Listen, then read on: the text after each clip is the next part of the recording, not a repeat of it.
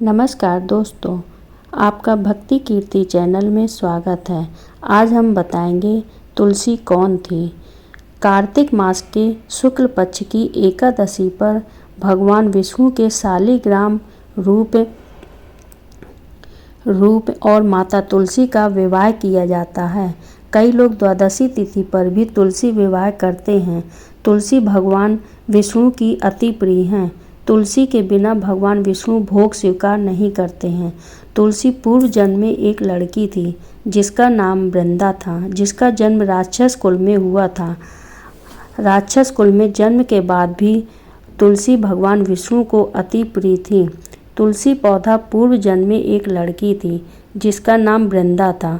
राक्षस कुल में जन्मी यह बच्ची बचपन से ही भगवान विष्णु की भक्त थी। जब वह बड़ी हुई तो उनका विवाह राक्षस कुल में ही दानव राज जलंधर से संपन्न हुआ। राक्षस जलंधर समुद्र से उत्पन्न हुआ था।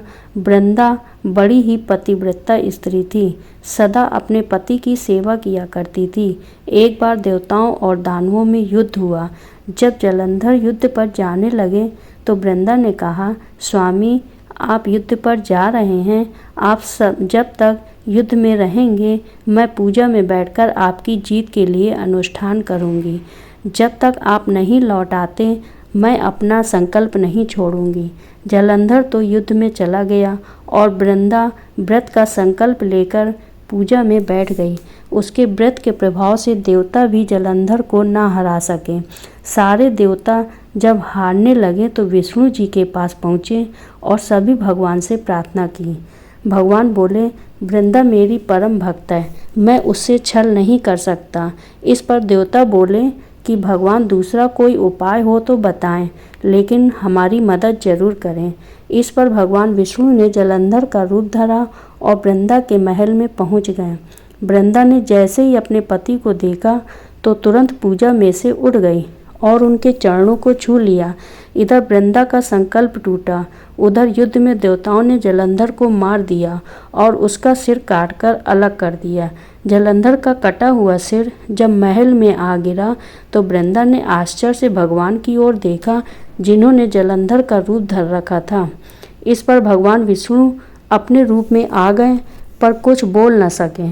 वृंदा ने कुपित होकर भगवान को श्राप दे दिया कि वे पत्थर के हो जाएं। इसके चलते भगवान तुरंत पत्थर के हो गए। सभी देवताओं में हाहाकार मच गया। देवताओं की प्रार्थना के बाद वृंदा ने अपना श्राप वापस ले लिया। इसके बाद वे अपने पति का सिर लेकर सती हो गई। उनकी राख से एक पौधा निकला। तब भगवान विष्णु जी ने उस पौधे का नाम तुलसी रखा और कहा कि मैं इस पत्थर रूप में भी रहूँगा, जिसे शालिग्राम के नाम से तुलसी जी के साथ ही पूजा जाएगा। इतना ही नहीं, उन्होंने कहा कि किसी भी शुभ कार्य में बिना तुलसी जी के भोग के पहले कुछ भी स्वीकार नहीं करूँगा। तभी से ही तुलसी जी की पूजा होने लगी।